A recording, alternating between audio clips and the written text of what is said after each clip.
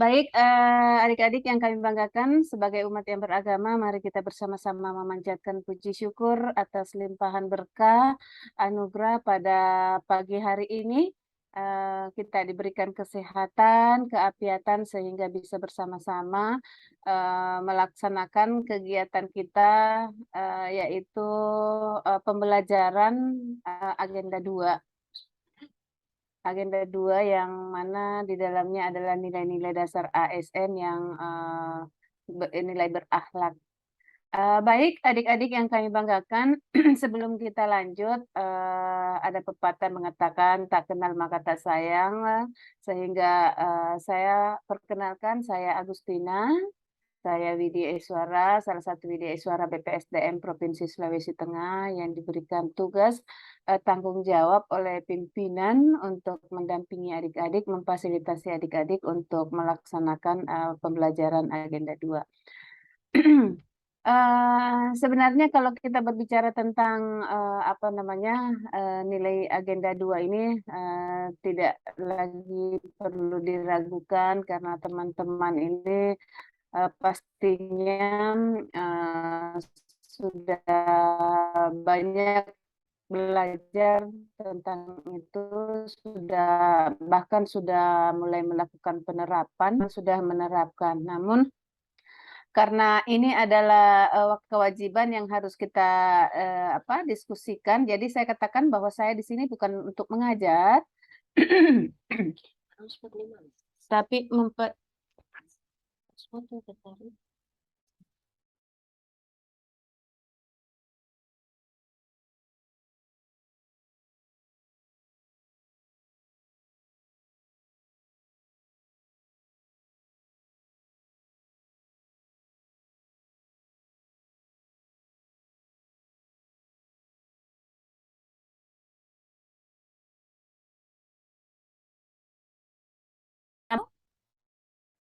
halo, halo,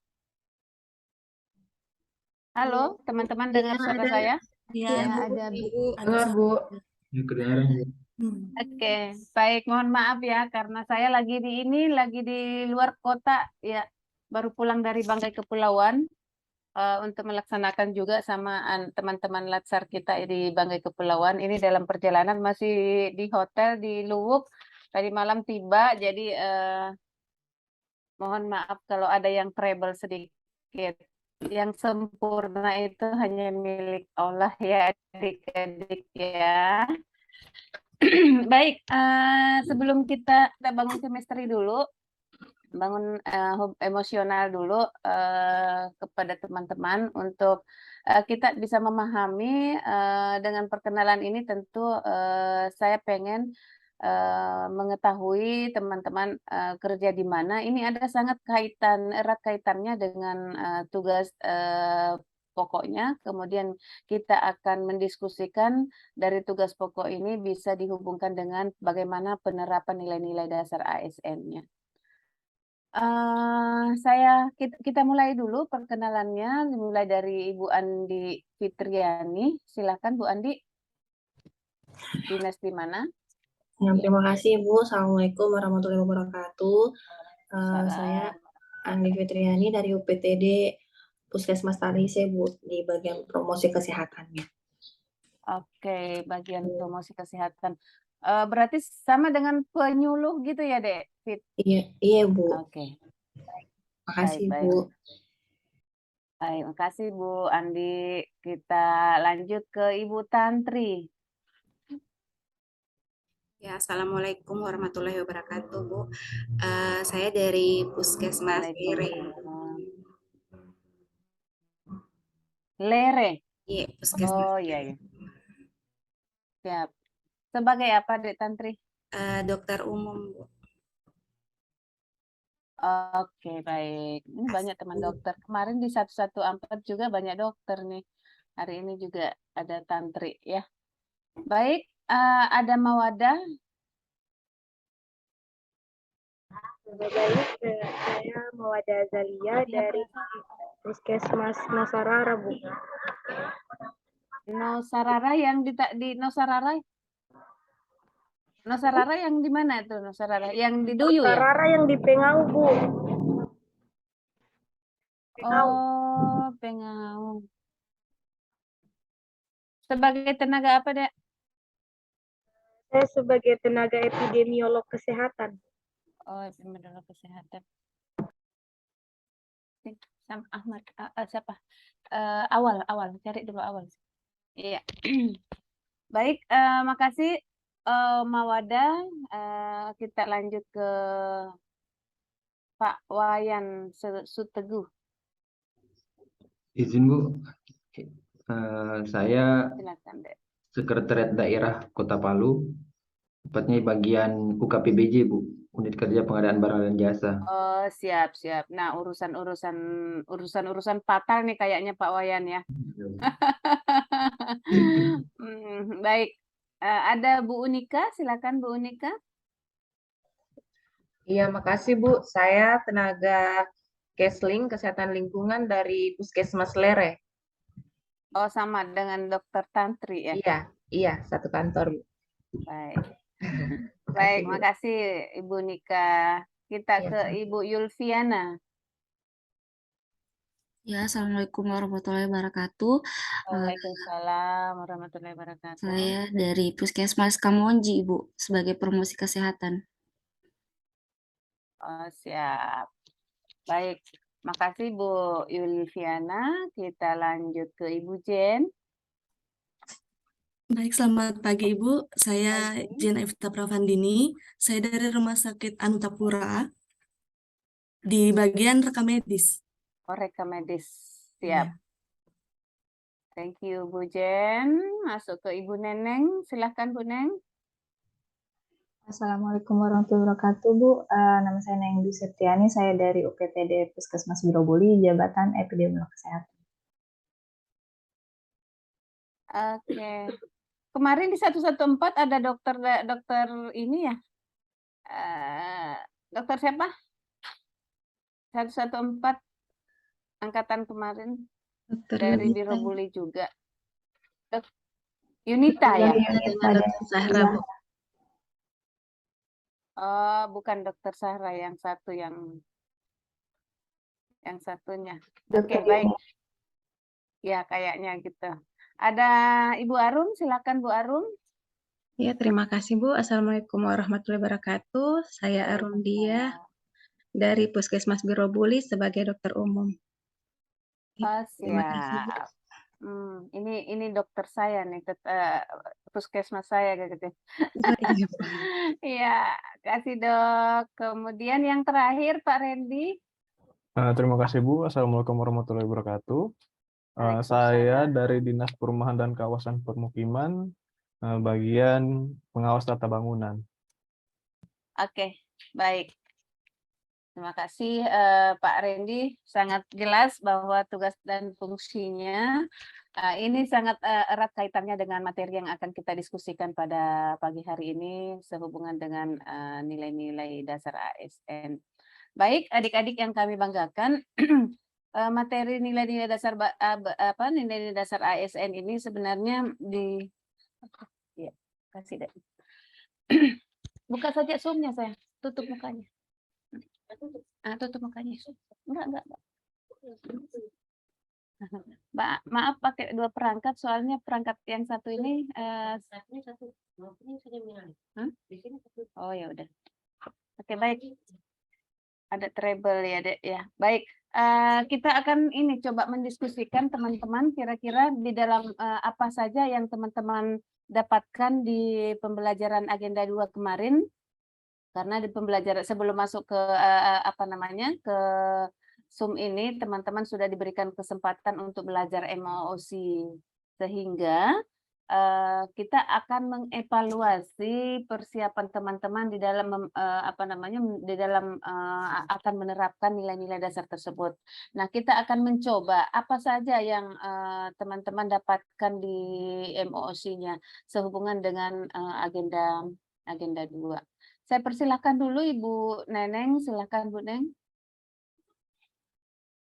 Ya, Ibu, terima kasih atas kesempatannya. Jadi untuk di agenda 1 itu kita sudah mempelajari tentang eh, wawasan kebangsaan, isu kontemporer, dan rencana aksi bela negara.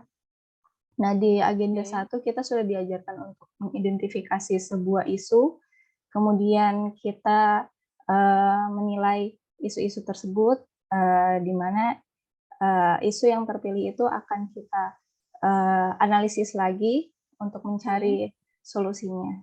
Dan kemudian keterkaitan antara solusi tersebut dengan nilai-nilai dasar bela negara seperti itu. Oke. Terima Khususnya untuk agenda 2 sayang. Agenda 2 yang ini ya, Bu. Nah, nilai-nilai dasar hasil evaluasinya apa aja yang Anda pahami tentang nilai-nilai agenda 2? Untuk agenda 2 sendiri kita akan fokus ke nilai ASN yang berakhlak, di mana singkatan dari kepanjangan dari komponen-komponen dari berakhlak sendiri yaitu adanya berorientasi pelayanan, kemudian ada akuntabel, ada kompeten, ada harmonis, ada loyal, adaptif, dan kolaboratif. Agustina, tunggu ya, Dek. Ibu Bude lagi minta ini.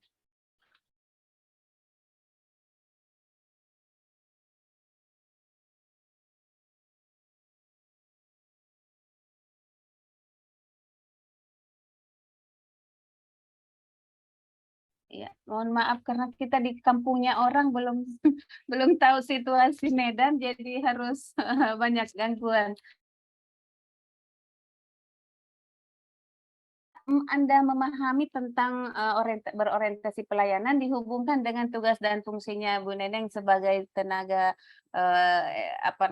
sesuai dengan tugas dan fungsinya. Silakan Mbak Neneng. Untuk komponen berorientasi pelayanan sendiri, untuk berorientasi pelayanan kan kita diharuskan atau berkomitmen untuk memberikan pelayanan prima demi kepuasan masyarakat. Seperti apa penerapannya? Nah, di sini seperti apa penerapannya? Bu Neneng, seperti apa penerapan yang Anda akan lakukan kalau berorientasi pelayanannya?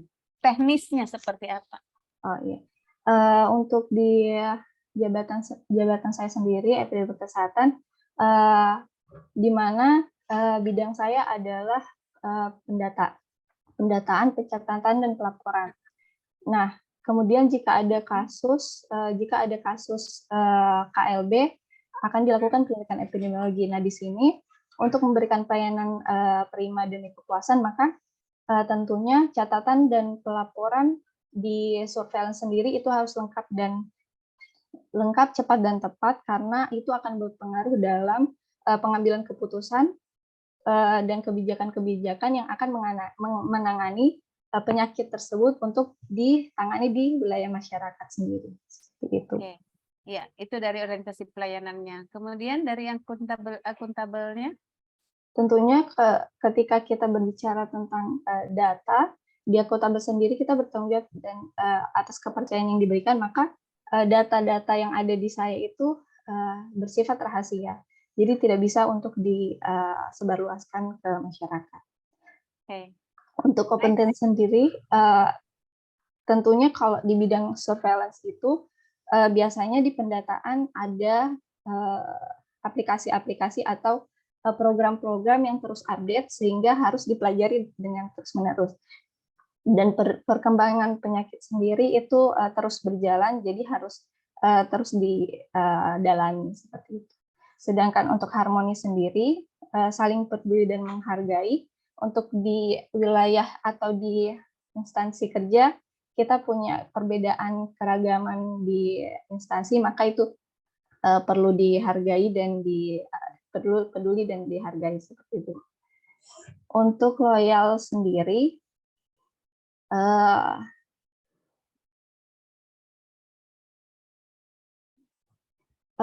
mengutamakan kepentingan bangsa dan negara, tentunya saya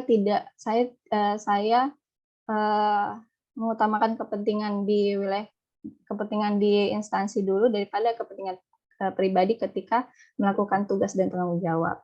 Nah, untuk adaptif terus berinovasi, menggerakkan ataupun menghadapi perubahan, selain adanya nantinya adanya perubahan-perubahan, mungkin misalnya dari Kementerian Kesehatan adanya perkembangan suatu penyakit, tentunya saya juga harus mempelajari sendiri atau mencari sendiri bagaimana jika sesuatu permasalahan itu biasanya kan agak ada loading untuk keputusan, maka bagaimana saya harus mencari solusi tercepat untuk sementara waktu menghadapi masalah yang ada. Untuk kolaboratif membangun kerjasama, biasanya di wilayah kerja ataupun misalnya tentunya pada saat bencana, banyak LSM atau NGO yang ada datang untuk membantu menyelesaikan permasalahan yang ada. Misalnya tentunya saya sebagai surveillance atau tenaga kesehatan saling bekerja sama dan bersinergi dengan LSM tersebut ataupun instansi ataupun badan-badan terkait, sehingga keputusan atau kebijakan yang diambil itu bisa satu seperti itu, tidak beragam. Terima kasih. Oke, baik, thank you Bu Neneng. Sedikit teman tanya, Neneng sudah pernah bekerja di tempat lain sebelum masuk CPNS? Ya Bu, sudah. Oke. Berapa di mana? Kemarin ikut kontrak di PMI Bu, di bagian kesehatannya untuk program pemulihan pasca bencana. Oke, baik. Makasih Bu Neneng. Kenapa saya tanyakan seperti itu? Karena sepertinya sudah sangat siap di dalam melaksanakan tugas aparatur sipil negaranya nih ya, dan dengan pemahaman tentang nilai-nilai. Tinggal bagaimana teknisnya ya nantinya, karena terkadang nanti banyak ASN ya, banyak beberapa ASN yang kita lihat bahwa yang masuk ya sudah menjadi PNS itu yang tidak siap melaksanakan tugasnya, karena begitu ditanya bagaimana tentang uraian tugasnya dan lain-lainnya, sepertinya belum memahami betul. Nah, kenapa saya lihat seperti ini, Neneng pasti dengan penyampaian yang tadi tentang penerapan nilai-nilai sangat jelas apa dan bagaimana yang akan dikerjakan nantinya. Tinggal yang kita tuntut nanti setelah Laksar ini bagaimana aplikatifnya, apakah itu akan dijadikan fondasi di dalam melaksanakan tugasnya sebagai aparatur sipil negara, karena ini adalah awal menduduki jabatan ya, tentu masih fresh ya otaknya.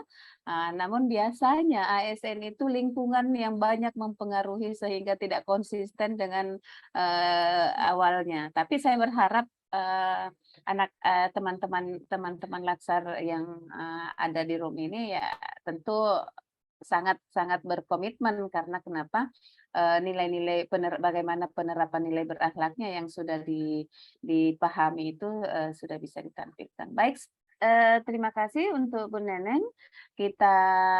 Saya lanjut ke Pak Wayan, ini yang fatal nih Pak Wayan, tempat tugasnya nih Pak Wayan ya. Silakan Pak Wayan. Izin Bu, ya terima kasih Bu. Ya. Untuk saya masih perilaku aspek berakhlak di lingkungan tempat kerja. Yang pertama berorientasi pelayanan itu kan ramah, cekatan, solutif dan dapat diandalkan. Berarti ketika bekerja itu kita betul-betul dapat membantu para pelaku usaha ketika datang ke UKPBJ untuk menjelaskan apa-apa persyaratan ketika dilakukannya pengadaan barang dan jasa, Bu. Iya.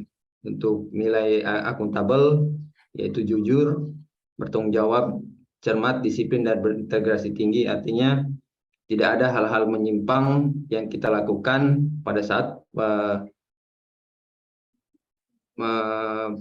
pendaftaran paket pengadaan barang dan jasa, Bu. Yang bisa menyebabkan terindikasi terjadinya tindakan tindakan di luar di luar Makanya saya katakan ini yang sangat rawan ini kalau apa namanya tempatnya Pak Wayan. Next. untuk kompeten Bu, meningkatkan kompetisi diri untuk menjawab tantangan yang berubah. Ini kan untuk pengadaan barang jasa ini selalu berubah-ubah proses pengadaannya. Iya, dari dulu yang mungkin masih sifatnya tender, tapi sekarang kan lebih ke digital seperti e-purchasing, pengadaannya melalui sistem saja. Jadi kita harus memang paham akan hal-hal perubahan tersebut. Untuk nilai yang keempat, harmonis, menghargai setiap orang apapun latar belakangnya. Artinya kita menjaga baik di lingkungan tempat kerja kita, dengan pimpinan, dengan rekan kerja sejawat juga Bu. Untuk loyal, ini loyal menjaga nama baik sesama ASN, menjaga rahasia jabatan dan negara, ini paling penting menurut saya. Artinya ketika pengadaan barang dan jasa dilakukan, kita tidak menyebarluaskan hal-hal yang patutnya tidak perlu ditahu banyak publik, mencegah ke depannya terjadi ketidakharmonisan antara UKPPJ dengan para penyedia di luar sana Bu, di lingkungan Kota Palu. Untuk yang adaptif, terus berinovasi dan mengembangkan kreativitas. Artinya kita sebagai ASN diminta untuk kreativitas, siap menghadapi tantangan perubahan, dan ikut berpartisipasi aktif ketika ada hal-hal baru yang perlu kita ketahui ke depannya Bu.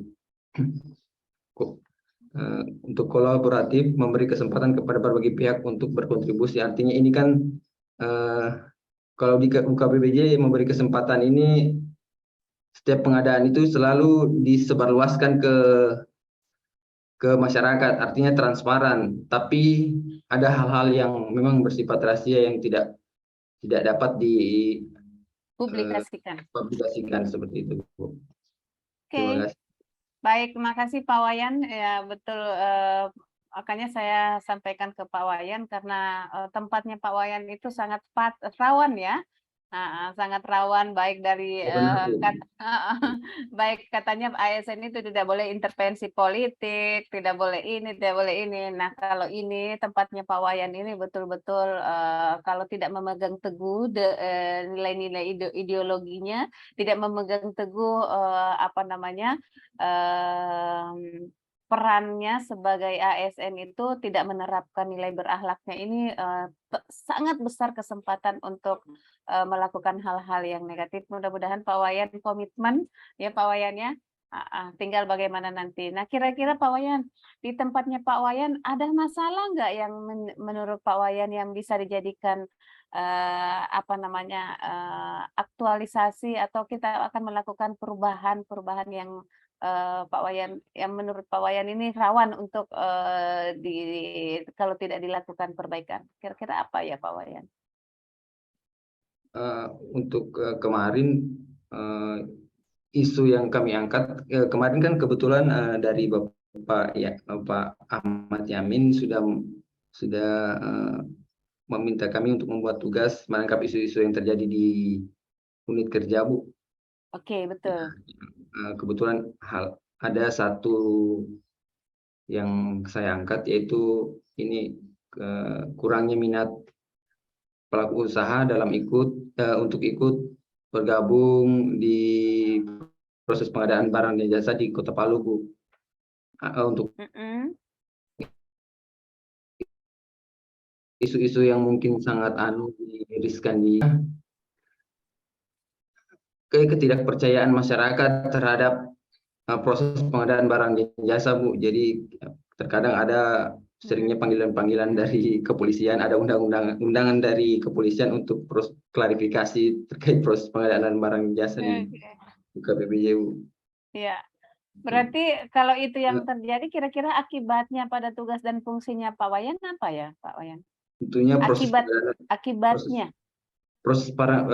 Tentunya proses pengadaan barang jasa akan terhambat karena waktu kita habis untuk klarifikasi hal-hal yang mestinya Betul. tidak perlu diklarifikasi, Bu, seperti itu.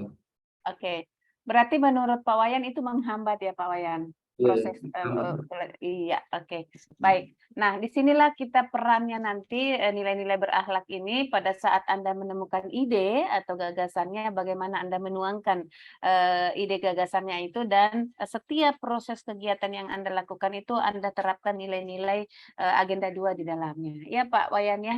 Nah, jadi kalau kita di agenda 1 itu outputnya adalah bagaimana teman-teman akan memahami cara memanfaatkan alat analisisnya, ya kan? Nah, kemudian kalau di agenda 2 ini adalah output daripada pembelajaran, karena kita hanya diberikan waktu 5 jam pembelajaran dan diskusinya hanya 2 jam pembelajaran awal ini, selanjutnya 3 jam kemudian itu tinggal pemaparan daripada tugasnya, sehingga saya ingin memberikan kata kunci supaya teman-teman nantinya setelah agenda 2 selesai di 2 jam pembelajaran ini sudah tahu alur konstruk berpikirnya ini mau kemana nih, ya kan? Nah, itu tadi bahwa Pak Wayan sudah menentukan, sudah ada isunya, sudah ada ide, sudah ada isu.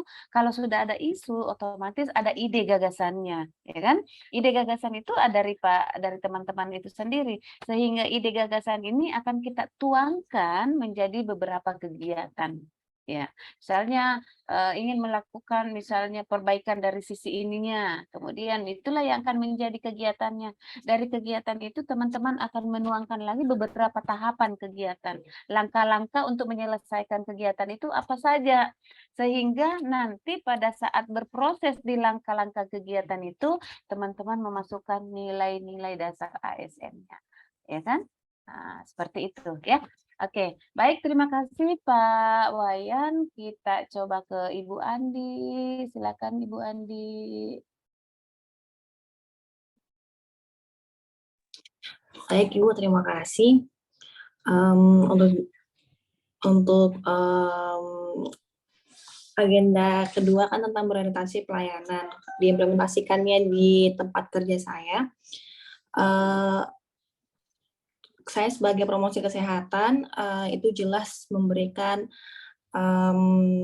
pelayanan berupa informasi, meningkatkan, mengedukasi masyarakat ataupun dari berbagai kalangan, mulai dari anak sekolah sampai lansia, terus memberikan pelayanan yang sebaik mungkin, karena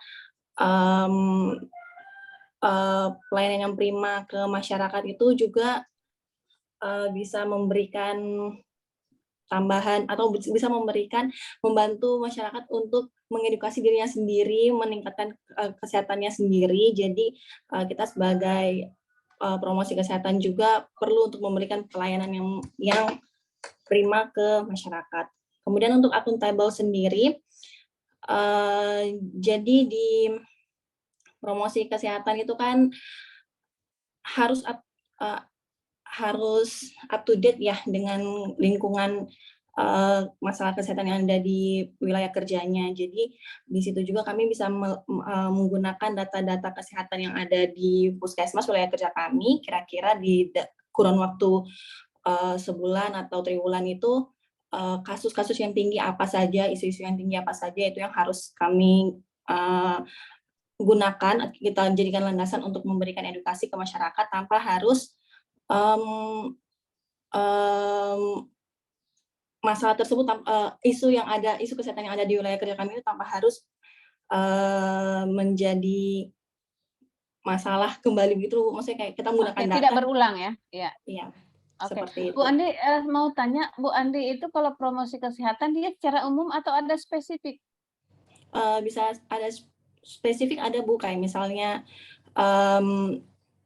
jadi kalau kami mau promosi itu kami bisa bekerja sama dengan lintas sektor. Kalau misalnya mempromosikan soal penyakit tertentu bisa meminta bantuan dari dokter atau dokter gigi kalau spesifiknya ke gigi kayak gitu Bu. Oh, berarti secara umum ya Dok ya? promosi kesehatan secara keseluruhan gitu ya. Iya. Berarti kesempatannya banyak sekali yang bisa dijadikan isu-isu yang akan diangkat di dalam pelaksanaan penerapan aktualisasi nanti ya dok ya. Mudah-mudahan nanti dokter bisa Mohon izin, Bu. sorry. Nggak apa-apa, ini doa katanya, tapi doanya terlambat. Jadi lebih banyak, lebih luas yang akan diangkat untuk dijadikan rancangan atau isu yang akan diangkat untuk aktualisasinya, ya.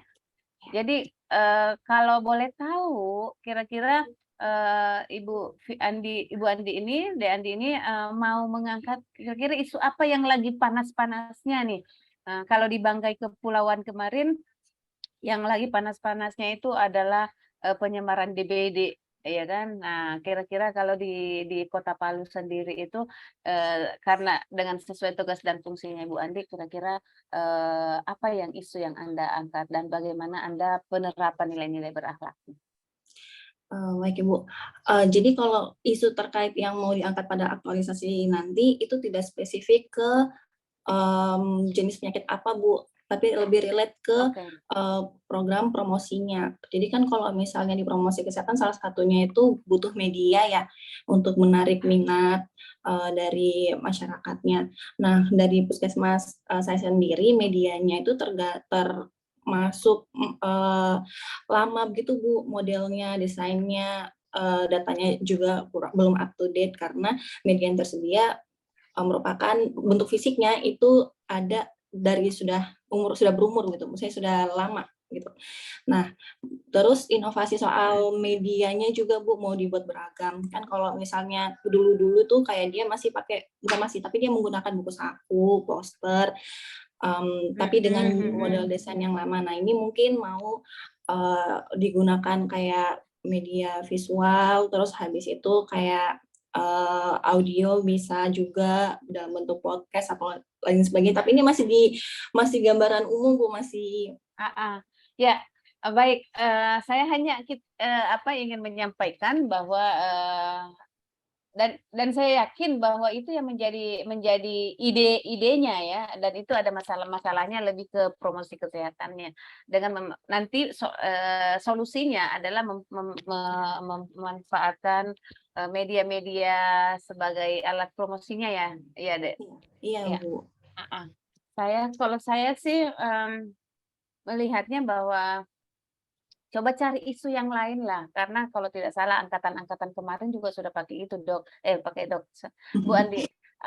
Bu Andi, jadi kenapa saya katakan itu hal yang biasa banget. Orang sudah sering lakukan. Coba cari yang bagaimana promosi kesehatannya seperti apa. Tapi intinya itu isu umumnya, isu globalnya. Kemudian dari isu global ini kita coba Ibu Andi cari lagi kira-kira dari isu global ini Anda turunkan menjadi kira-kira yang isu yang spesifik yang menurut Ibu Andi itu bisa selesaikan selama 1 bulan, tetapi maksud saya yang sesuaikan dengan kondisi. Kita kan tinggal di Kota Palu gitu kan, kira-kira alat apa atau lebih ke adaptif ya, karena kalau adaptif itu adalah bagaimana kita lebih mempersiapkan diri untuk menerima tantangan atau perubahan-perubahan yang lebih inovatif lah kalau maksud saya. Karena kita di Kota Palu ya tentu tidak usah, kalau saya sih hindari leaflet, hindari apalagi namanya itu banner, itu bukan lagi zamannya. Mari kita mempergunakan dengan agenda 3 Smart ASN-nya lah Anda hadirkan nanti. Karena Smart ASN teman-teman belum belajar tentang agenda 3, tetapi bukan saya pengen ya, seharusnya hampir semua WDI Suara menginginkan itu peserta Latsar itu lebih ke penerapan teknologinya, bagaimana mempergunakan sentuhan inovasi yang dibuat itu adalah sedikit sentuhan-sentuhan digital. Seperti itu sih ya. Kalau saya sih Bu Andi, nanti bagaimana Bu Andi dengan coach-nya ya. Yang jelas Anda menarik isu itu yang betul-betul sedikit bukan ecek-ecek gitu kan, yang betul-betul sesuaikan dengan kondisi yang ada di Kota Palu. Seperti itu. Ya. Oke. Ya, Bu. Siap, Bu. Makasih Bu Terima kasih, Bu. Adik. Ya, baik. Arahnya. Saya ke Ibu Unika deh, Bu Unika, kira-kira Bu Unika bagaimana penerapan nilai-nilai berakhlaknya dan sesuai dengan tugas atau isu-isu yang Anda angkat nantinya. Silakan. Iya, makasih Bu. Kalau saya kan dari bagian Kesling. Ya. Rencana nanti mau ambil isu mengenai jamban. Soalnya di wilayah tempat kerja saya itu masih ada masyarakat yang belum menggunakan jamban untuk buang air besar. Dan itu Di kampung mana tadi? Kampung Lere ya, Dek? Iya, di Lere, Bu, di Kelurahan Kabonena itu dengan Kelurahan Lere. Di situ masih ada beberapa warga yang buang air besarnya itu masih dalam di kota kan semak-semak. itu? Iya, termasuk kota sih. Dalam Sudah kota, mulai ke gunung-gunung sedikit, Bu. Yang gunung di atas yang itu, ke atas-atas iya. itu ya? Iya, itu Kelurahan Oke. Kabonena. Banyak yang masih buang di ini, di got. Dan itu menurut mereka itu hal yang biasa, soalnya tetangganya pada buang di situ juga. Jadi mereka saling melihat satu sama lain, padahal di dalam rumahnya ada jamban, cuma pembuangannya dialirkan ke got. Ya. Sanitasinya jadinya tidak bagus ya. Iya, jadi mencemari lingkungan gitu, Bu. Nah, terus Oke. penerapan ininya, orientasi pelayanannya mungkin nanti ketika melakukan sosialisasi ke masyarakat bisa menggunakan pendekatan yang ramah begitu, biar masyarakat tidak tersinggung, biar mereka merasa mereka tidak digurui. Jadi kita melakukannya secara ramah dengan memberikan solusi yang menurut mereka masuk akal. Soalnya kan ada juga yang merasa mereka tidak bisa buat karena memang ekonominya lemah. Oke. Ya, seperti itu, Bu. Mungkin begitu dari sisi orientasi pelayanannya. Terus yang dari sisi akuntabelnya, mungkin memang betul-betul harus digarap dengan baik, dengan cara bertanggung jawab dan disiplin, tetap mengunjungi masyarakat yang masih buang air besar secara sembarangan. Itu dari sisi akuntabel. Nanti kan bisa kerjasama dengan Pak Lurahnya, Pak Putra kan? Iya, kami kerjasama dengan Lurah. Jadi kami yang ke rumah warga untuk betul-betul mendata. Nanti kami serahkan hasil datanya ke Pak Lurah. Nanti mereka yang teruskan lagi ke PUPR. Katanya PUPR bisa bangunkan septic tank bagi yang tidak mampu. Oke, betul. Jadi saya hanya menarik ini karena kebetulan lurahnya itu baru aja PIM 4 kemarin, baru orientasi, kalau dia tidak salah kemarin aksi perubahannya itu lebih ke pelayanan publik, sehingga ini kan adalah bahagian daripada pelayanan publik supaya kegiatan ini terintegrasi. Nah, saya pengen kira-kira Ibu Unika ini mau bentuk yang Anda mau lakukan, perbaikan apa yang ingin Bu Unika lakukan untuk orientasi lebih ke perbaikan orientasi pelayanan kepada masyarakat.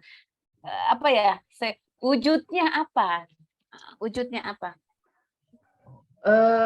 Yang menjadi masalah utamanya kan, Bu, ini yang masalah buang air besarnya ini, ini perilakunya mereka yang memang perilakunya yang memang harus dipicu, bagaimana caranya supaya mereka bisa sadar kalau tindakan mereka ini salah. Dan betul. Soalnya ada yang memang rumahnya bagus dan punya jamban, tapi herannya kenapa buangnya ke got, padahal ada lahan kosong di situ untuk buat septic tank. Iya, maksudnya ada kemampuan dari sisi finansial, tapi malah ada yang di dalam rumah ada yang punya jamban dan punya septic tank, tapi katanya lebih senang ke got, Bu, karena katanya sudah dari dulu dan itu orang-orang tua yang lakukan. Merubah mindset itu susah. Nah, kira-kira ini yang berat. Sudah sangat jelas bahwa tantangan yang Unika hadapi itu banyak, besar sekali yang Nah, kira-kira karena ini kan kegiatan kita hanya 1 bulan nih, 1 bulan. Nah, kira-kira apa yang misalnya Unika mau buat supaya ada wujud output daripada kegiatanmu. Kalau hanya sosialisasi doang, itu pasti tidak tidak kelihatan ada perubahan sikap perilaku. Nah, ini yang kita mau kalau saya menarik kesimpulan, Unika akan melakukan perubahan sikap perilaku kan? Iya, itu iya. Paling itu di programnya kita Bu memang ada ini ada awalnya itu kita lakukan pendataan dulu, terus yang kedua ada namanya pemicuan. Nah, pemicuan ini yang kita kumpul dengan masyarakat, kita tumbuhkan bagaimana rasa jijiknya mereka dengan hal-hal yang seperti itu, bagaimana dampak yang pokoknya dia memang lebih ke sosialisasi sih Bu. Kalau misalnya mau wujud nyatanya itu mungkin nanti bisa dari kita itu tidak bisa, soalnya kita tidak ada program ke situ, dan wujud nyatanya itu memang harus pembangunan septic tank, Bu. Iya, benar. Nah, ada ide saran saya, ini itu tadi bahwa kalau hanya wujud sosialisasi tidak bisa diukur bahwa berubah. Ya kan?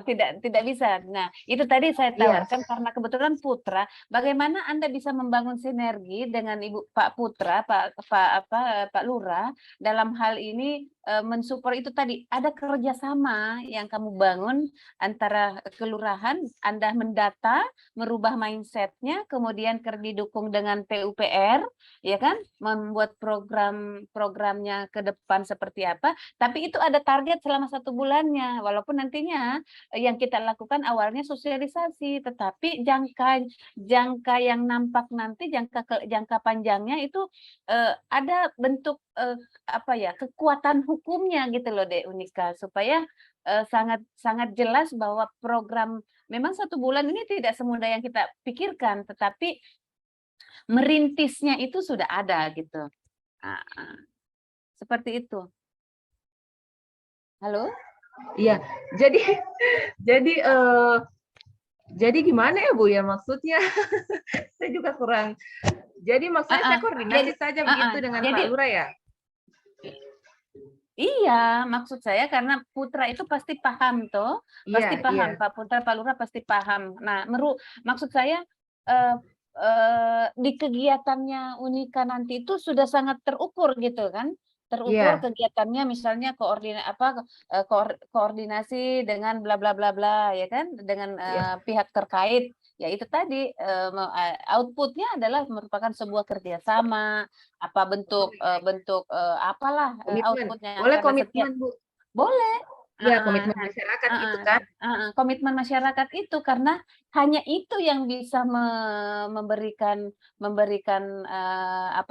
perubahan sikap, karena kalau komitmen itu dibuat untuk dilaksanakan, tetapi besar sekali dukungannya kalau komitmen itu didukung, dijanjikan PUPR datang bahwa ini nanti kamu rubah perilakumu seperti ini, saya janjikan, saya bangunkan seperti ini, ya kan? Nah, misalnya dari kelurahan ya hadirnya dari kelurahan itu bahwa bagaimana dia kelurahan memanfaatkan powernya sebagai lurah dalam hal ini untuk menata bla bla bla bla. Nah, itu maksud saya gitu. Karena kalau hanya sosialisasi, saya katakan kebetulan kita orang inovasi tidak menggigit, tidak nampak, ya kan? Nah, seperti itu. Karena kita kan mau menerapkan orientasi pelayanan. Nah, apa yang misalnya nanti Unika sudah lakukan, itu tujuannya untuk memberikan pelayanan kesehatan kepada masyarakat, ya kan? Sudah kita lakukan perbaikan kebiasaannya, sudah lingkungannya sudah bagus, karena akibat dari adanya perilaku buruk ini akan memudahkan terjangkitnya penyakit gitu loh. Ya kan, seperti itu. Nah, itu yang harus dipahami, di hadirnya nilai-nilai dasar ASN itu di mana letaknya. Seperti itu. Jadi untuk teman-teman ini saya katakan bahwa penerapan nilai ini tidak bisa kita tuangkan begitu saja, tetapi harus ada apa yang kita mau lakukan, orientasi apa yang harus, pelayanan apa yang kita mau lakukan untuk masyarakat supaya memudahkan Anda masuk, oh nilai ini nanti saya terapkan di kegiatan ini, di tahapan ini. Jadi seperti itu. Ya Bu Unika? Ya, makasih Bu. Seperti itu. Ada yang ingin ditanyakan? Iya, saya rasa cukup Bu. Jadi nanti Jadi nanti maksudnya ya kita memang ada arah ke situ. Nanti kita kumpul dengan warga, kita dapatkan komitmennya bahwa kita akan ada kerjasama dengan PUPR. Yang penting masyarakat betul-betul memanfaatkan itu dan merubah perilakunya. Nah itu kalau hanya menyampaikan Bapak Ibu nanti tidak boleh begini, waduh itu pasti apalagi orang kampung lerek, kampung yang di atas itu yang agak sedikit bukan kita diskriminasikan tidak, tetapi mindset itu masih berpengaruh masa lalu. Ya, masih betul sekali, berpengaruh pengalaman-pengalamannya orang tua dulu. Saya juga melahirkan tidak pakai bidan, orang tua dulu tapi aman-aman saja, kan seperti itu. Bu. Nah, merubah mindset-nya itu agak susah. Jadi merubah pelan-pelan tetapi didukung karena mereka itu paling suka kalau misalnya dijanjikan seperti ini, ya kan? Ada reward untuk mereka, ada sedikit itu baru bisa merubah mindset-nya karena memang salah satunya faktor kebiasaan, 2 faktor ekonomi dan masih banyak faktor-faktor yang lain. Seperti itu ya. Oke, baik, makasih Bu Nika. Kita lanjut ke Ibu Jen. Bu Jen. Silakan Bu Jen. Iya Ibu, selamat pagi. Mohon izin. Iya. Saya dari Rumah Sakit Anutapura, bagian rekam medis. Jadi di bagian rekam medis itu kami punya 7 kompetensi dasar. Salah satunya kita bisa menjadi pelayan di tempat pendaftaran, rawat inap maupun rawat jalan. Jadi yang mau saya ambil itu di tempat pendaftaran rawat inap atau IGD. Yang pertama dari berorientasi pelayanan itu. Iya. Ya, berorientasi pelayanan. Ada apa di sana, Dok? Bu Jen, ada apa di sana? Ya. Kasus yang ada apa di sana? Saya angkat ada masalah apa? Pendaftaran di tempat pendaftaran itu ketidaklengkapan dokumen yang dibawa oleh pasien JKN atau Jaminan Kesehatan Nasional atau yang sering kita dengar itu BPJS, ketidaklengkapan dokumen. Nah, biasanya dokumen, biasanya pasien atau keluarga pasien BPJS yang saya angkat. Khusus BPJS. Iya. Mereka kadang lupa untuk membayar BPJS-nya, BPJS untuk khusus BPJS Mandiri. Jadi ketika mereka datang ke tempat pelayanan, kartu mereka sudah mengalami premi. Jadi itu tidak bisa dilayani. Jadi mereka harus membayar dulu ke kantor pos atau ke Bank BRI, dan itu akan mengakibatkan pelayanan terhadap pasien akan terlambat. Kalau di IGD nanti mereka akan lambat untuk mengambil obat, terlambat untuk masuk ke ruang pelayanan rawat inap. Nah, di lain sisi juga ada mereka juga tidak tahu kalau tidak semua penyakit bisa ditanggung oleh BPJS. Banyak kasus pasien kecelakaan ataupun pasien yang mengalami penganiayaan itu tidak bisa ditanggung oleh BPJS. Tapi mereka ngotot untuk bisa ditanggung. Nah, hal-hal seperti itu yang ingin kami hindari dan kami edukasi. Rencananya saya ingin membuat stand banner atau brosur di depan tempat pendaftaran itu, supaya mereka bisa membaca, dan misalnya kalau lain kali atau tetangga atau siapapun yang teman rekannya mereka mau ke rumah sakit, mereka sudah ingat. Nah, kalau untuk membayar premi itu juga yang paling sering Ibu, kan batasnya mereka membatas untuk membayar BPJS tanggal 10, lewat itu sudah kena premi, tidak bisa lagi digunakan kartu BPJS-nya. Nah, seperti itu Ibu. Kalau dari berorientasi pelayanan, kita harus melayani dengan ramah, dengan cepat. Di tempat pendaftaran terkadang juga belum rekan-rekan kami melayani dengan seadanya seperti itu, karena sudah dari lama begitu mereka. Jadi kami ingin mengubah, memberitahu kalau pasien tidak bisa dilayani dengan nada tinggi atau bagaimana. Kalau dari akuntabel, melaksanakan tugas dengan jujur dan bertanggung jawab, itu terkadang pasien yang sudah datang, misalnya kayak pergantian shift, itu misalnya shift malam, tugasnya mereka nanti bisa oper ke tugas pagi. Itu menurut kami tidak bisa, karena itu sudah menjadi tanggung jawabnya mereka untuk menyelesaikan itu. kalau kompeten kita harus mengembangkan kapabilitas atau kompetensi. Nah, di sini dari aturan BPJS terkadang dimengerti oleh setiap rumah sakit itu berbeda. Jadi kami ingin bisa disamakan persepsinya. Jadi kita harus terus belajar, harus terus tahu bagaimana aturan-aturan terbaru. Kalau harmonis kita harus menghargai setiap pasien siapapun tanpa terkecuali. Kadang hanya karena keluarga kita, oh iya silahkan nanti aja. Kalau misalnya kalau misalnya karena premi, oh ya enggak apa-apa nanti saja. Sebenarnya kan tidak boleh. Itu kalau ya kita harus menjaga rahasia. Jadi kalau direkamnya di situ, kita tidak boleh sembarangan memberitahu informasi apapun mengenai pasien, kecuali itu dari pihak hukum atau memang dari pihak keluarga yang betul-betul keluarga. Itu pun kalau pihak keluarga meminta informasi, kita harus meminta kakaknya dari keluarga. Kalau yang dari adaptif, kita harus cepat menyesuaikan terhadap aturan-aturannya itu. Kita harus bisa menyesuaikan dari aturan-aturan BPJS itu. Kalau kolaboratif, maunya saya berkolaborasi dengan pihak BPJS, bagaimana saya bisa membuat alur dari aturan BPJS yang betul, supaya tidak ada lagi perbedaan antara satu rumah sakit dengan satu rumah sakit lain. Terkadang pasien bisa bilang, saya lalu di rumah sakit ini kok bisa ini, saya lalu di rumah sakit ini kok bisa, kenapa di sini tidak? Nah, itu yang ingin kami hindari. Kalau sudah ada stand banner atau banner, mereka sudah langsung membaca dan kami berkolaborasi dengan pihak BPJS. Nah, itu sudah pakem seperti itu, Ibu. Iya. Oke, baik. Terima kasih Bu Jen. Bu Jen, saya menarik sekali itu yang Bu Jen akan yang menjadi isu khususnya yang pembayaran BPJS premi ya.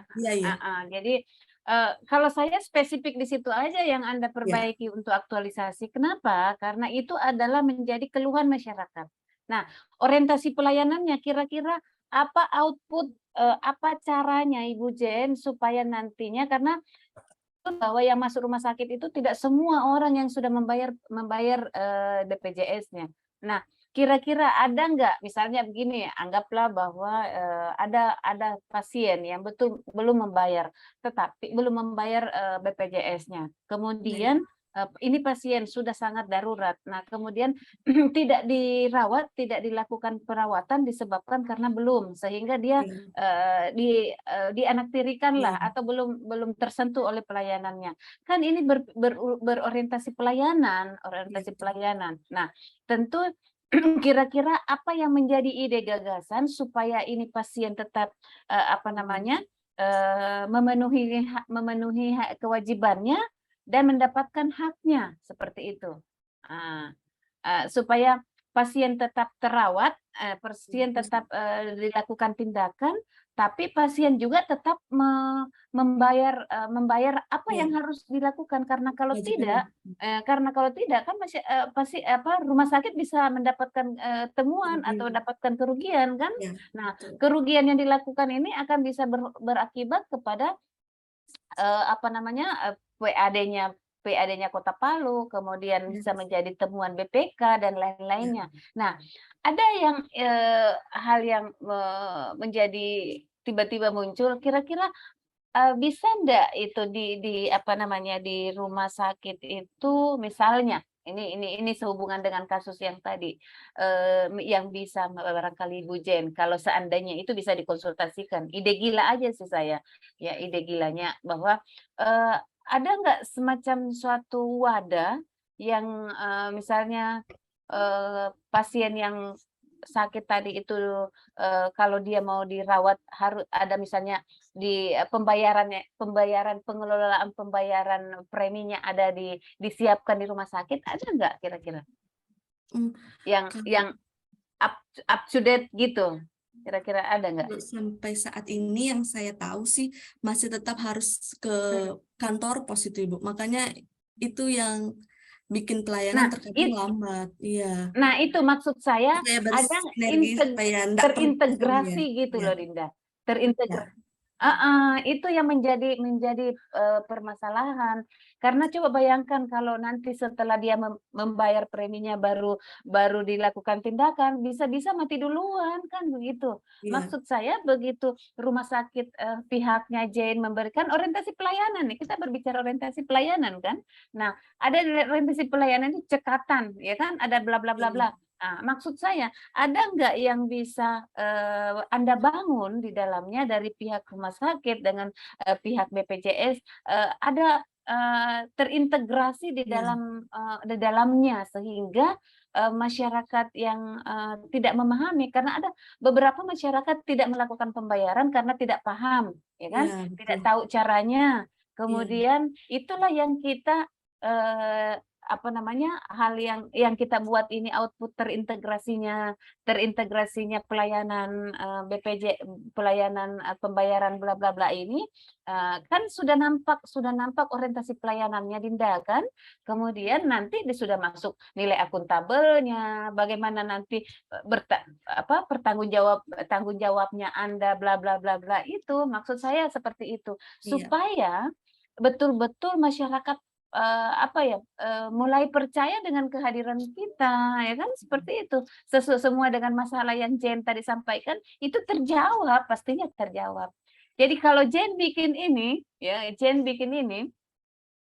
saya pikir ini ranahnya eselon 4. Tapi keren maksud saya. Itu yang menjadi kendala masyarakat, karena banyak masyarakat itu masyarakat awam kan yang namanya kecelakaan dan sakit kita tidak tahu siapa saja.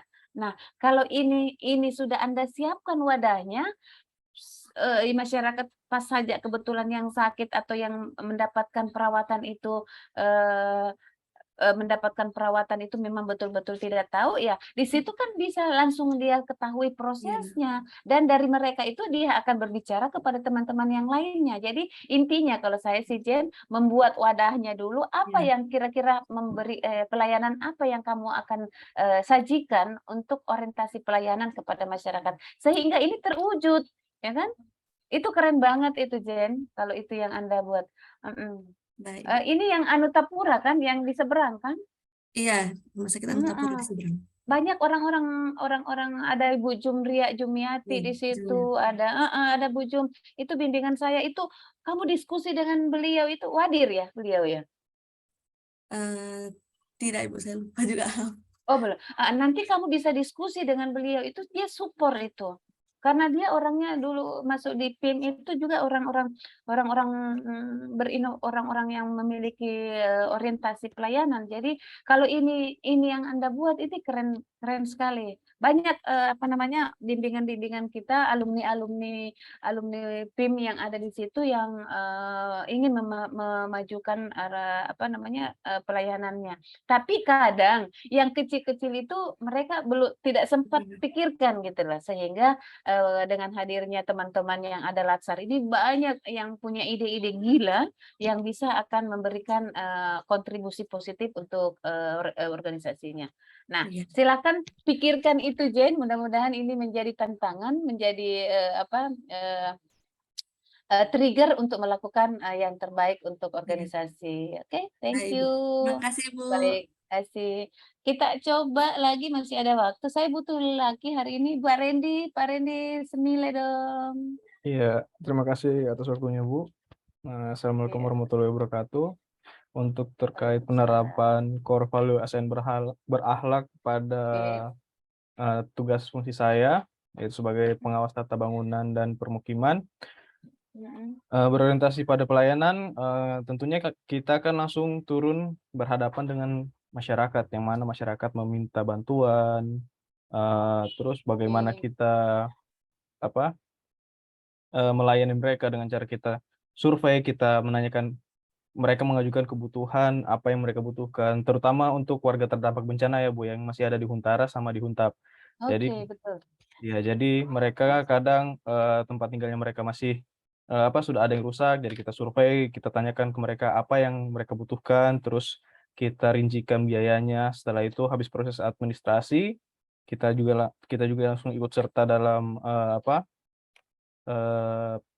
pemberian bantuan yang mereka butuhkan. Setelah itu kita tidak lepas tangan, tetap kita ikuti prosesnya mereka sampai fasilitas itu mereka rasakan. Terus untuk akuntabel, bertanggung jawab atas kepercayaan yang diberikan, yaitu yang seperti tadi, ketika mereka meminta bantuan, kita harus melaksanakannya dengan bertanggung jawab dan jujur. Kebutuhan mereka apa, dan itu yang harus kita berikan. Kompeten, terus belajar dan mengembangkan kapabilitas, melaksanakan tugas dengan kualitas terbaik, yang mana kita tidak boleh menyepelekan permintaan mereka dengan cara kita harus memang betul-betul melayani mereka seutuhnya. Harmonis di sini saling peduli dan menghargai perbedaan, yang mana menghargai setiap orang. Di sini kan kita dalam bekerja kan dengan berbagai macam orang dari latar belakang berbeda-beda, kita harus tetap menjunjung tinggi rasa hormat terhadap mereka tanpa mengurangi, tanpa menyinggung atau membuat mereka tidak nyaman. Jadi kita harus membuat mereka nyaman saat kita bekerja. Loyal di sini menjaga rahasia jabatan dan negara maupun menjaga nama baik sesama ASN ya. Kita dalam proses melakukan tugas itu pada saat diskusi, pada saat menentukan bantuan atau segala macam, itu hanya diketahui oleh sesama ASN aja, tanpa harus masyarakat tahu. Masyarakat cukup tahu apa yang mereka minta, apa yang mereka inginkan itu terlaksana. Adaptif, terus belajar, terus berinovasi yaitu bertindak proaktif. Kita selalu aktif, Bu. Harus di mana kita harus tetap aktif mulai saat administrasi maupun pada saat turun lapangan. Cepat menyesuaikan diri, karena di sini kan kita tidak turun di satu satu tempat saja. Itu bisa di kelurahan mana, di kelurahan Lambara atau sampai kelurahan yang Kabonena. Jadi kita mencakup satu kota Palu, Bu, dan latar belakang mereka kan berbeda-beda. Jadi kita harus menghadapi mereka itu tidak boleh disamakan. Sabar. Harus sabar. Betul. Karena kadang masyarakat pun tidak satu suara, masih ada yang bertolak belakang dengan masyarakat lainnya. Betul. Iya. Kolaboratif ini kita tidak hanya bekerja sendiri, Bu. Ada fasilitator maupun masyarakat.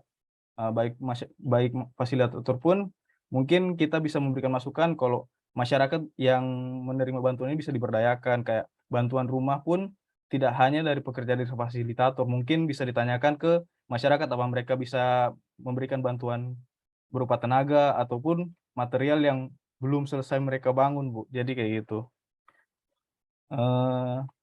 Untuk problem masalah isu yang saya angkat di sini, yang kemarin salah satunya sinkronisasi data. Data yang dimaksud ini kalau dari yang saya ambil itu data progres pelaksanaan tugas lapangan. Di sini kadang masih banyak celah, bukan tahun ini ya, biasa kan diperiksa oleh kejaksaan maupun BPK itu 3 tahun ke depannya, dan kadang data itu sudah ada yang entah di mana hilang, sehingga sulit untuk atasan atau pimpinan bertanggung jawab atas proyek yang sebelumnya jika ada temuan. Jadi di sini saya mau mengangkat kalau data progres di lapangan itu boleh disendirikan, dalam artian harus detail, mulai dari permohonan bantuannya, proses administrasinya, progres di lapangan, maupun kwitansi perjanjian antara barang-barang yang diadakan. Jadi nanti Pak Randy nanti lebih spesifiknya perbaikan pengolahan data di PUPR yang akan menjadi rancangan aktualisasi. Iya, Bu, seperti itu untuk laporan ke pusatnya juga.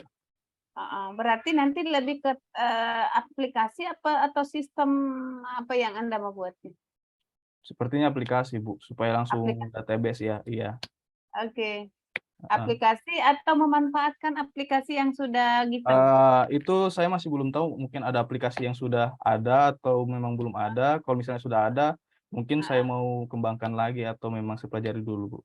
Oke, baik. Karena itu merupakan hambatan yang apa namanya melakukan pemantauan Iya, Bu. apa namanya program selanjutnya ya. Iya. Terkadang, Bu, progres sudah jalan, ternyata penginputan di kementerian itu masih 0, masih berapa gitu, Bu. Pada dasarnya bahwa nanti akan memperbaiki data dengan secara terintegrasi Iya, begitu ya. terintegrasi, iya. Oke, keren. Karena memang kita butuh sebenarnya itu. Kalau kita mau melakukan sesuatu itu harus berawal dari data, ya kan? Nah, Iya. data inilah yang biasa membuat orang masuk penjara. Kalau datanya progresnya Iya. sudah 100%, ternyata datanya tidak seperti ini yang membuat. Jadi memang dari awal kita harus perbaiki data-data yang apa namanya? Karena itu data bagi saya itu sangat penting. Bagaimana kita berbicara sebuah masalah atau kasus atau memberikan solusi kalau kita tidak didukung data. Olehnya itu apa namanya di dalam menyusun nanti rancangan aktualisasi teman-teman juga harus berbicara data. Jadi data itu kalau di rancangan itu tidak mesti harus berbasis angka atau apa, tetapi kondisi real yang ada di lapangan itulah yang akan menjadi data yang akan Anda tuangkan di latar belakangnya sehingga teman-teman nanti penguji akan paham, oh ini arah berpikirnya, ini kerangka berpikirnya seperti ini. Seperti itu ya. Baik. Terima kasih Pak Randy. Kita masuk ke siapa lagi nih? Ada Ibu Arum, silakan Bu Arum dia. Ya, terima kasih. Ada waktu berapa menit lagi Bu Luli? Saya tidak lihat di sini. Masih ada 15 menit kayaknya. Oke, silakan. Iya Ibu, 15 menit lagi Bu. Oke. Silakan Bu Arum. Ya, terima kasih Bu. Assalamualaikum warahmatullahi wabarakatuh. Terima kasih atas kesempatannya. Jadi nilai-nilai ASN berakhlak bagi sesuai dengan tugas dan fungsi saya sebagai dokter umum. Yang pertama berorientasi pelayanan. Jadi di sini adanya ramah, cekatan, solutif dan dapat diandalkan. Jadi dalam memberikan pelayanan kepada pasien ya pastinya kita harus ramah. Kemudian kita harus profesional dalam menangani pasien agar bisa membantu pasien mencapai kesehatan yang terbaiknya. Kemudian selanjutnya akuntabel di sini salah satunya tidak menyalahgunakan kewenangan jabatan. Jadi dalam profesi ini misalkan mengeluarkan surat keterangan berbadan sehat ataupun surat keterangan sakit, maka kita tidak menyalahgunakan kewenangan tersebut karena biasanya banyak sekali permintaannya Ibu. Jadi kita harus tetap tidak menyalahgunakan. Selanjutnya untuk kompetennya kita meningkatkan kemampuan diri. Jadi di sini kita tetap harus mengupdate ilmu seperti membaca jurnal yang terbaru, kemudian mengikuti seminar dan pelatihan. Apalagi sekarang ada penyakit baru seperti COVID kemarin, maka kita harus tetap mengupdate ilmu, tata laksana dan segala pemeriksaan yang terbaru. Kemudian nilai selanjutnya yaitu harmonis. Jadi di sini kita menghargai setiap pasien maupun petugas kesehatan lain dengan latar belakang yang berbeda-beda. Jadi kita tidak membedakan perlakuan pasien berdasarkan latar belakangnya maupun kerjasama dengan petugas kesehatan lain. Selanjutnya nilai di loyalitas. Jadi menjaga nama baik sama ASN, pimpinan, instansi dan negara. Jadi di sini dalam memberikan pelayanan memang kita harus bersikap baik, bersikap ramah, karena jika kita terjadi komplain dari pasien mengenai pelayanan itu salah satu juga menjaga instansi kita, menjaga nama baik pimpinan kita juga. Selanjutnya mengenai adaptif, cepat menyesuaikan menghadapi perubahan. Jadi seperti yang tadi, banyak perubahan yang biasanya terjadi di bidang kesehatan, seperti ada penyakit yang terbaru ataupun juga perubahan dari kebijakan-kebijakan dari BPJS. Jadi kita memang harus update, Ibu. Kadang pasien juga mengeluh, sebelumnya pernah bisa dilayani ini dengan BPJS, tiba-tiba ada aturan baru yang pasien belum tahu, jadi kita harus tetap juga bisa mengupdate dan menjelaskan dengan baik kepada pasien.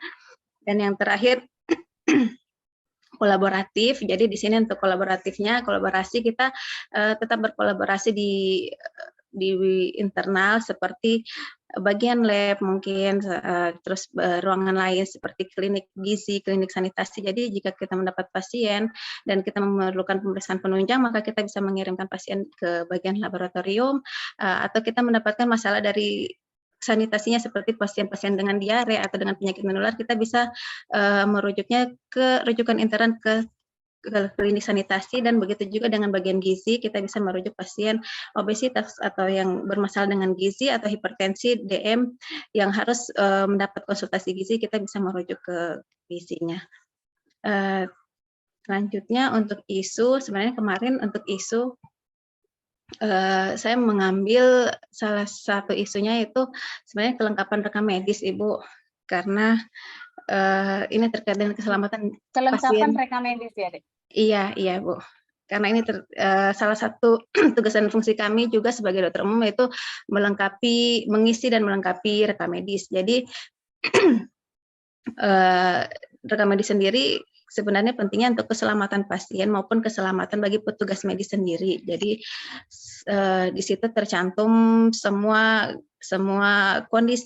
kondisi medis dari pasien. Jadi kalau misalnya tidak lengkap, biasanya kita kurang mendapat informasi mengenai kondisi pasien. Kemudian juga misalkan pasien datang lagi, untuk kita tidak bisa melihat riwayat sebelumnya jika tidak lengkap. Misalnya apakah ada perkembangan dari penyakitnya, misalnya ada benjolan, kita tidak tahu apakah ini benjolannya sebesar apa yang kemarin jika tidak tertulis. Apakah perkembangan mengecil atau menetap atau menghilang gitu. Jadi memang kemarin juga kendalanya masih karena banyaknya pasien kami, Ibu, jadi kadang kita menulisnya yang poin-poin penting saja, atau kadang ada yang kita periksa tapi lupa ditulis. Jadi memang itu yang kita harus perkuat di rekam medis juga dari pengisiannya. Iya, terima kasih, Ibu. Oke, baik, makasih Dokter Arum.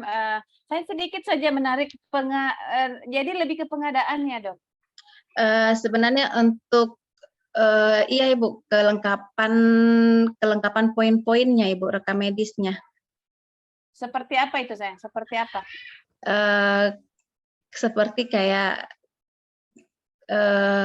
kan salah satu hambatannya karena kita kalau menulis rekam medis kan dia panjang sekali sih, Ibu, kalau menulis manual. Jadi poin pentingnya aja. Iya, jadi kalau misalnya terlama menulis juga waktu tunggu pasien itu terlalu lama karena kita harus menyelesaikan rekam medis dulu baru bisa ganti pasien lain. Jadi salah satu masukannya juga kita selain menerapkan SOP supaya teman-teman lain juga mengisi yang lengkap, terus juga di salah satu poin misalnya di pemeriksaan fisik kita sudah menuliskan dulu garis besarnya, misalnya pemeriksaan kepala, leher, dada. Jadi kami petugas tinggal mengisi atau mencontreng, jadi tidak lagi menulis lengkap pemeriksaan fisik satu-satu. Jadi kita mengurangi waktu tunggu, waktu pelayanan. Jadi pasien yang di luar yang menunggu pun bisa cepat masuk terlayani. Karena kalau harus menunggu melengkapi dulu baru bisa masuk pasien, itu memang waktu tunggu kami masih terlalu lama. Berarti isunya lambatnya pelayanan rekam medis di puskesmas, itu ya isunya ya? Oh, berarti lambatnya pelayanan pasien akibat pengisian rekam medis, harus mengisi rekam medisnya dulu. Iya. Lambatnya pelayanan. Nanti kan lambatnya, kemudian ide gagasannya Ibu mau lakukan apa? Gagasannya ini sih, Bu, memperbaiki rekam medisnya dulu supaya kita memperbaiki berupa pengadaan dia lagi secara teknis atau pengadaan baru. Pengadaan baru. Itu maksud saya. Iya. Kalau pengadaan jangan dijadikan sebagai solusi. Gitu, Dok. Karena Iya. kenapa? itu bukan memang salah satu unsur yang penting, ya kan? Tetapi yang kita inginkan ini adalah membentuk habits-nya. Jadi kira-kira apa yang walaupun nantinya itu kan sudah program given itu ya kan, pengadaan itu program yang sudah diusulkan 1 tahun sebelumnya itu sudah diusulkan. Jadi tinggal itu menjadi tugas pokoknya nanti dokter di luar daripada aktualisasi. Jadi ini mengaktualisasikan nilai kan, sehingga saya sarankan jangan ambil solusi sistem pelayanan pelayanan yang ada di rumah sakit di puskesmas ini lebih cepat, ya kan, lebih cepat. Nah, salah satu pendukungnya nanti adalah rekam medis, tapi jangan menjadi aktualisasi. Nah, tapi yang kita inginkan itu apakah nantinya perbaikan sistem pelayanannya, perbaikan dari SOP-nya, perbaikan daripada pemanfaatan teknologi, apakah kita melakukan hal-hal apa, ya itu yang saya sarankan. Karena kalau pengadaan itu selama ini Dok selalu dieliminasi di dalam solutifnya, karena kalau pengadaan tidak bisa bahwa saya 1 bulan ini saya mau usulkan pengadaan dan tiba-tiba ada, itu tidak mungkin. Nah, karena diaktualisasi ini harus ada berupa wujud, bentuk, apa outputnya daripada kan itu lambatnya pelayanan bla bla, berarti kita mau melakukan percepatannya pakai apa gitu, seperti itu. Nah, jadi hindari itu yang pengadaan, walaupun salah satu percepatan yang harus kita lakukan itu adalah dengan memanfaatkan teknologi yang tadi itu, layanan pakai misalnya apa alat CT scan atau apa segala macam, ya kan. Nah, tetapi itu masih butuh waktu lama Dok. Jadi saya sarankan cari ide-ide gagasan yang biasa saja tapi mudah, memberikan kemudahan kepada dokter untuk menyelesaikan dalam jangka 1 bulan. Oh iya, baik Ibu. Baik, masih ada waktu Terima kasih banyak, Ibu. 10 menit. Iya, makasih Dokter Arum. Masih ada waktu 10 menit, saya persilakan. Ada Tantri, silakan Tantri.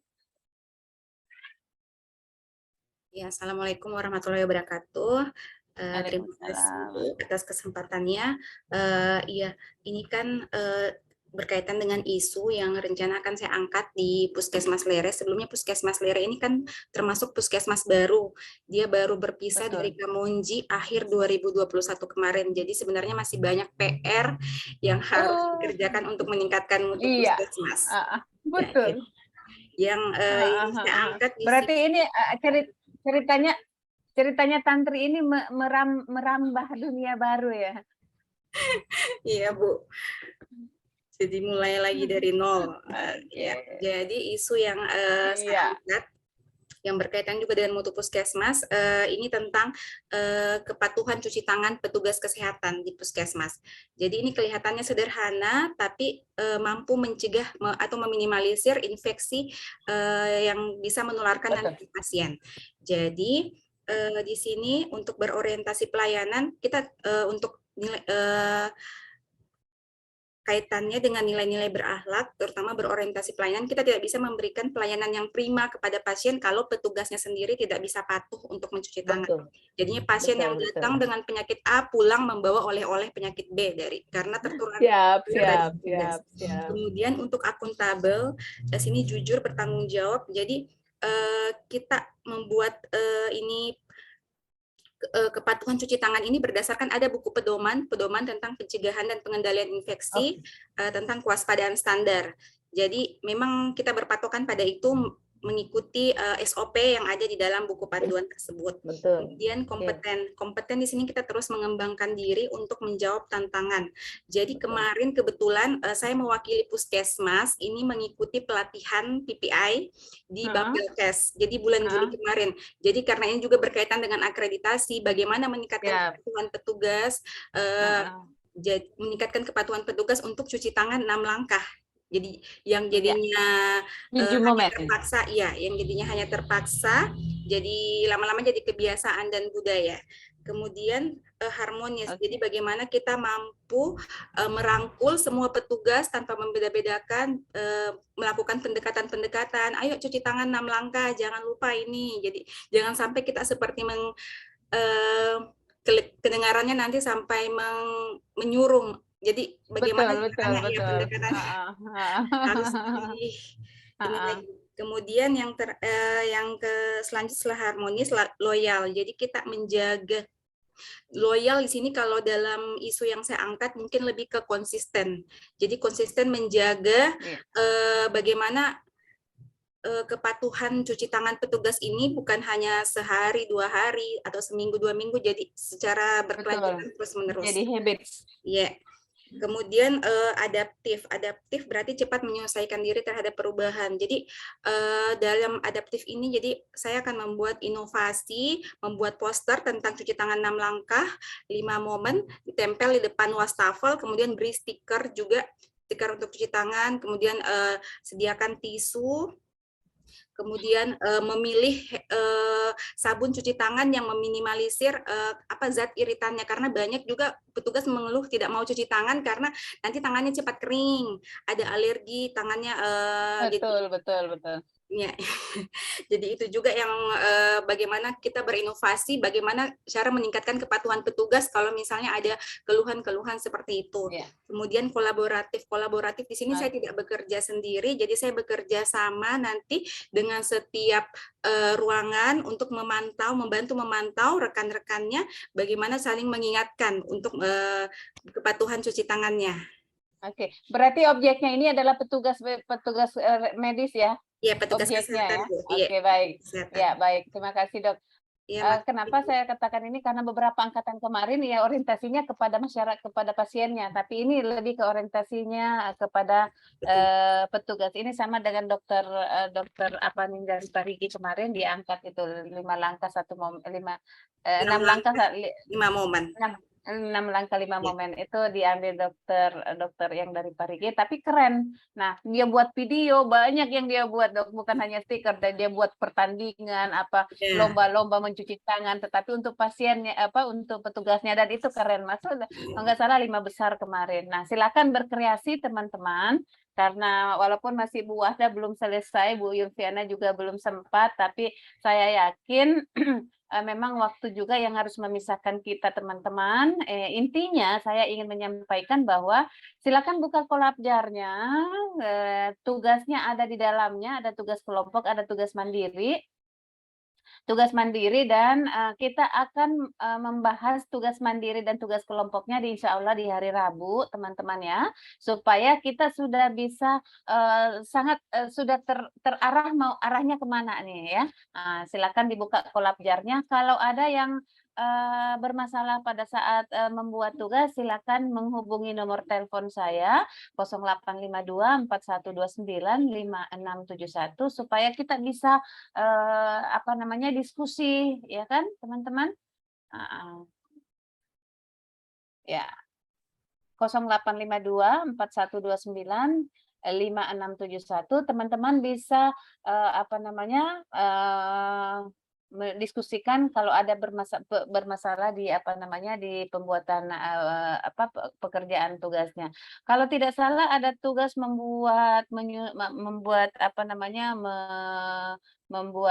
mengidentifikasi beberapa isu dan menerapkan nilainya. Intinya bahwa tugas individu kalau tidak salah ada 2, tugas kelompok ada 1, pembuatan video atau apa-apa, nanti teman-teman bisa buka di kolabjarnya. Oke. Kemarin saya minta tolong sama anak-anak di kantor karena susah jaringan di Banggai Kepulauan. Jadi saya minta tolong nanti kalau misalnya sudah dibuka kolabjarnya, karena saya juga buka kolabjar tadi belum bisa, masih belum bisa saya buka. Nah, silakan teman-teman buka kolabjarnya kalau sudah ada yang ada tugas-tugasnya, bisa tidak ada yang tidak dipahami, silakan hubungi saya. Baik, masih ada yang ingin ditanyakan? Masih ada waktu 1 menit untuk kita diskusikan. Baik, Bu Wahda dan Bu Azalia, Bu Wahda dengan Ibu Yulviana, mohon maaf ini belum sempat dibahas, namun saya berharap bahwa proses yang telah kita diskusikan ini ibu-ibu yang lain, teman-teman yang lain bisa belajar dari fasilitasi yang saya fasilitasi dengan teman-teman, karena disinilah tempatnya kita bisa berbagi. Oke, saya pikir sebelum kita close statement, ada yang ingin bertanya tentang beberapa hal? Mohon izin Ibu. Silakan Bu Tantri. Iya, saya ingin menanyakan tugas yang hari ini itu dikumpul, terus pengumpulannya kapan Bu ya? Ya, tugas hari ini, kalau ada tugas hari ini sampai jam 12 malam boleh ya. Kecuali kalau ada penguploadan video, nanti kalau videonya agak berat, boleh di link di YouTube, nanti linknya dimasukkan di Kolabjar, karena biasanya kalau kirim video di dalam Kolabjar itu agak susah masuknya, dia walaupun kita di Kota Palu biasanya agak susah. Nah, tetapi kalau linknya saja dikasih masuk nggak apa-apa. Oke? Masih ada? Ibu mau bertanya. Silakan Bu Nika. Ini yang di Kolabjar, saya kan sudah sempat buka, ada tugas kelompok, toko berakhlak, setiap kelompok mencari profil toko. Itu toko maksudnya, Bu? Toko yang menerapkan nilai-nilai dasar ASN. Jadi bagaimana dia berorientasi pelayanan, misalnya bagaimana dia menerapkan nilai akuntabilitas. Jadi toko yang menurut Ibu Unika itu bisa dijadikan panutan di dalam melaksanakan tugas ASN-nya. Banyak toko yang bisa kita jadikan referensi. Nah, itulah toko itu yang kita akan jadikan nanti, kita akan diskusikan nilai apanya yang bisa kita ambil, bagaimana dia bisa menerapkan nilai-nilainya, seperti itu.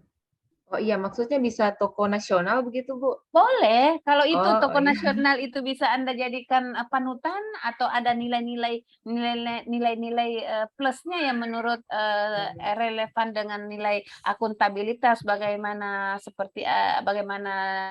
dia menerapkan jujurnya, tanggung jawabnya, sopannya, dan lain-lainnya itu. Jadi siapapun, kalau toko misalnya di lingkungan Anda ada toko cleaning service yang menurut Anda itu luar biasa, ya boleh dijadikan, kita angkat sebagai panutan, ya kan, seperti itu. Jadi tidak mesti harus siapa orangnya, tetapi lihat perilakunya, penerapannya di dalam melaksanakan tugas dan tanggung jawabnya sesuai dengan fungsi masing-masing. Seperti itu, Dinda? Iya, oke, makasih Bu. Baik, masih ada? Ibu, saya mau bertanya. Silakan Bu Mawada. Ya, mau make sure Ibu, ini kan tugasnya ada 2. Tadi Ibu bilang kalau tugas hari ini dikumpul hari ini. Tapi kalau di Kolabjar Ibu kasih waktu pengumpulan sampai besok. Jadi sampai besok ini tugasnya atau hari ini wajib? Bolehlah, saya kasih kesempatan besok, ya kan. Santai Maki deh. Santai saja. Kasih tugas sampai besok. Siap, santai Maki. Yang kita terlalu tegang nanti cepat tua kan. Nah, intinya kerja, tetapi kita harus rileks. Makasih Wada. Masih ada? Pokoknya apa yang Anda minta saya kasih. Oke.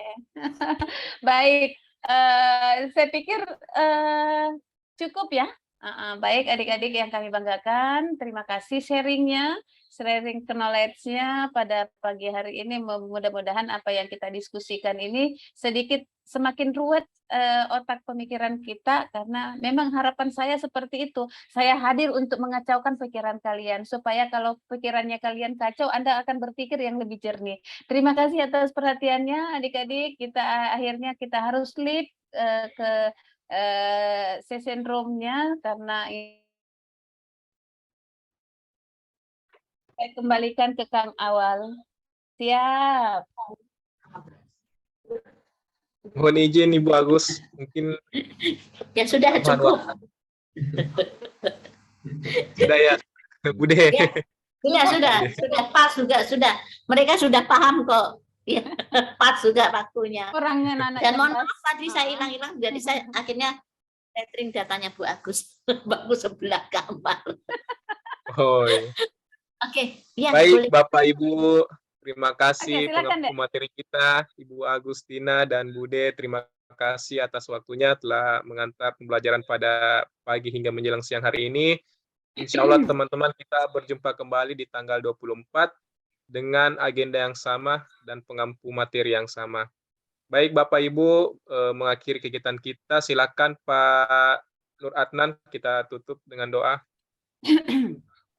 Baik, terima kasih teman-teman. Marilah kita berdoa menurut agama dan keyakinan masing-masing agar ilmu yang disampaikan bisa bermanfaat untuk kita. Berdoa dimulai.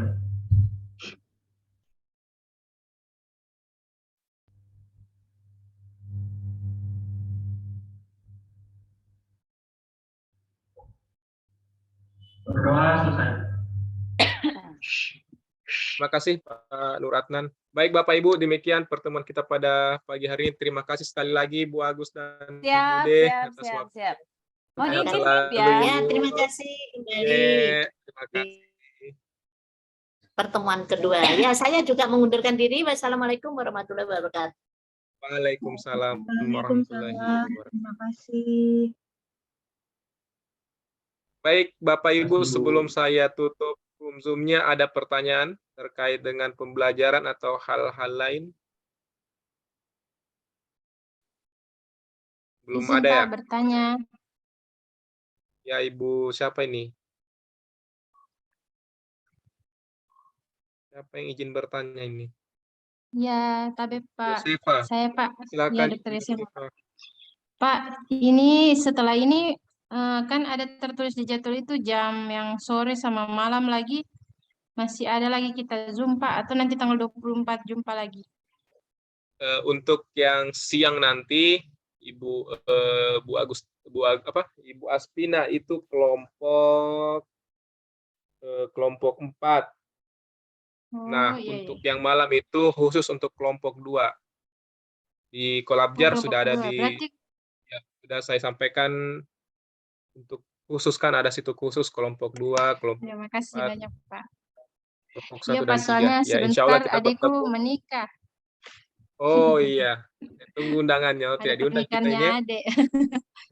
Berarti sudah Iya, nanti Bapak tanggal Ibu. 24. Makasih, Pak. Ya, Ya. insya Allah. Silakan dikerjakan penugasan-penugasan yang diberikan WI. Kalau ada kendala, silakan terkait dengan substansi materi, silakan dihubungi Widai Suaranya.